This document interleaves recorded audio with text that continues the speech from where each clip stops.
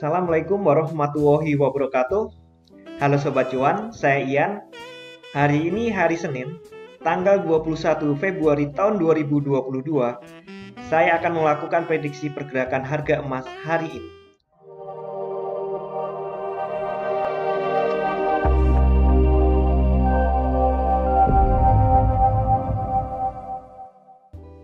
Video ini saya rekam sebelum market jalan.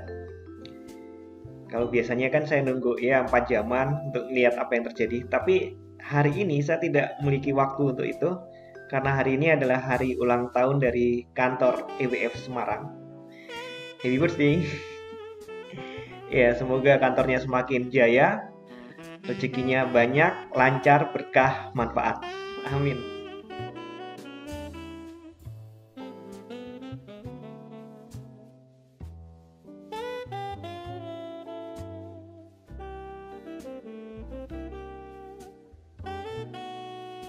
Oke, lanjut ke prediksi. Hari Jumat, market membentuk pola doji.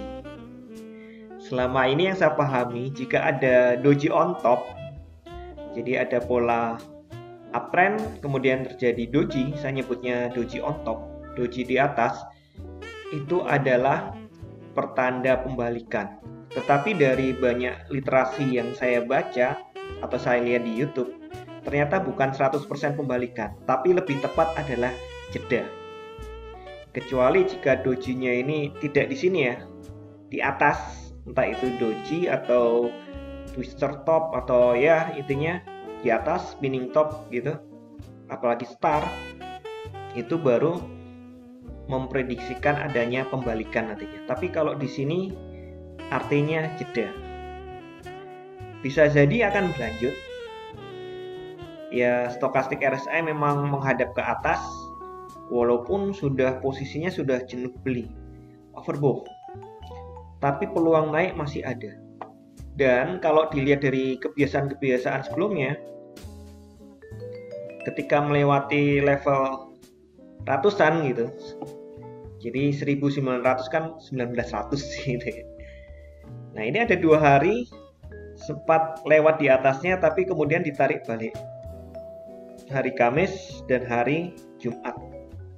Sebelum akhirnya hari Jumat membentuk doji.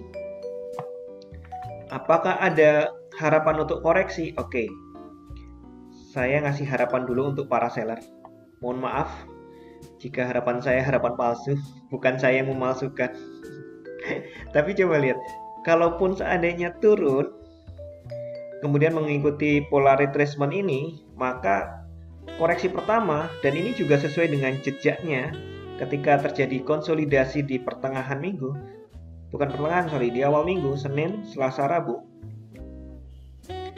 itu harganya berarti koreksinya ke 1873 ini, ya 74 lah, 1874. Kemudian jika masih kuat turun, dia akan ngejar di 38,2%-nya di 1856. Ya sekitar itu. Lanjut lagi ya, setengahnya memang biasanya koreksinya setengah ya, sampai setengah, dan kebetulan kayaknya nggak ada kebetulan ya dalam dunia ini. Memang polanya seperti itu. Nah, di 0,5 atau 50% ada di 1841,72. Iya 40 deh anggap aja biar nggak pusing. Untuk lanjut lagi, saya nggak berani jamin. Bahkan jujur, saya belum berpikir harga akan turun. Masih menunggu The Fed menaikkan suku bunga, baru ada peluang untuk turun. Kenapa saya katakan itu? Ya karena tensi di Ukraina belum cukup bagus. Masih ada kekhawatiran Rusia akan menyerang Ukraina. Sayangnya media yang kita baca selama ini kan media barat ya. Dari sisi Rusianya kita nggak dapat. Dan framing di media barat itu memang menyatakan Rusia akan segera masuk atau invasi. Amerika naruh pasukan di Polandia yang merupakan anggota NATO terdekat dengan Ukraina. Dan beberapa anggota NATO juga sudah menaruh alat-alat perang di situ. Apakah jika Rusia benar-benar invasi mereka akan benar-benar membantu? Jujur ya, secara pribadi saya nggak yakin.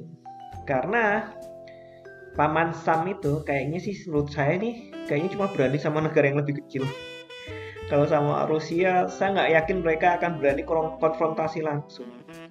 Dan mereka memang cukup hati-hati dengan negara-negara yang memiliki nuklir. Contohnya Iran. Sampai sekarang Iran tidak diserang secara langsung.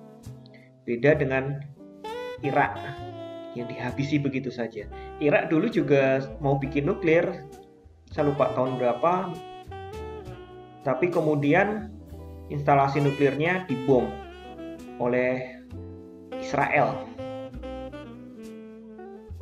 Ya, kita nanti kalau ini ngomong sejarah terus. Nah, Rusia punya nuklir, dan nuklirnya banyak loh. Karena Rusia adalah induk dari Uni Soviet dulu.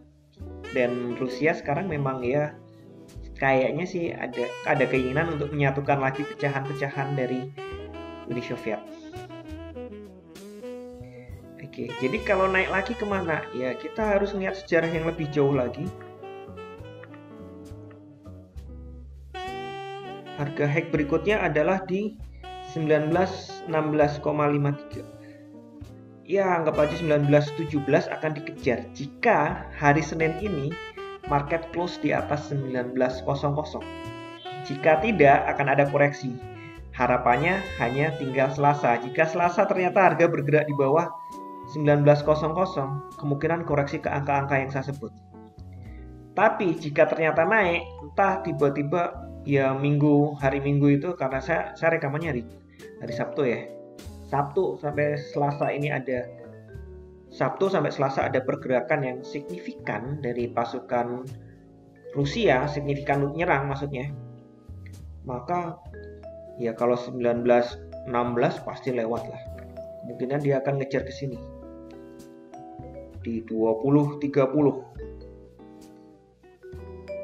Tapi ya nggak langsung ke situ lah. Ke ini ada double top di sini, triple bahkan di 1966. Ya seminggu ke depan sih mungkin aja, tapi kalau hari Senin saya nggak yakin, terlalu tinggi untuk pergerakan emas.